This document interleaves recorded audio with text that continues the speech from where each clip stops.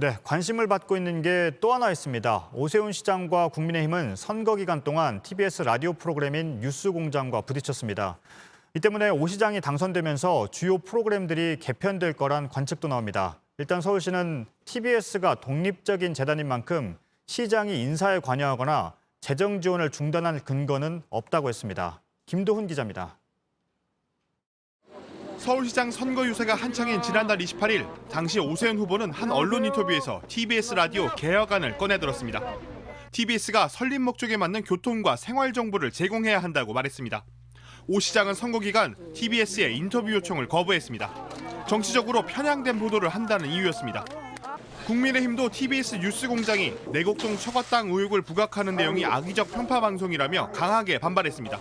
이 때문에 오 시장이 당선되면 시사 프로그램이 폐지되고 TBS에 대한 예산 지원이 중단될 거란 예상이 나왔습니다. 하지만 서울시는 전면 개편과 지원 중단은 근거가 없다고 밝혔습니다. TBS는 지난해 2월 교통방송본부에서 서울시 미디어재단으로 독립했습니다.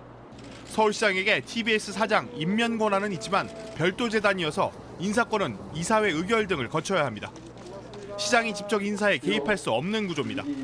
일방적인 재정 지원 중단도 불가능합니다. TBS는 전체 재정 500억 원의 70%인 400억 원을 매년 서울시에서 지원받고 있습니다. 서울시 관계자는 TBS 예산안은 시장이 편성하지만 시의회 심의와 의결을 거치도록 돼 있다고 설명했습니다. 서울시의회 90% 이상이 더불어민주당 소속인 만큼 예산을 크게 줄이기 어렵다는 겁니다. 뉴스공장 등 일부 프로그램의 폐지나 진행자 하차도 함부로 하기 어렵습니다.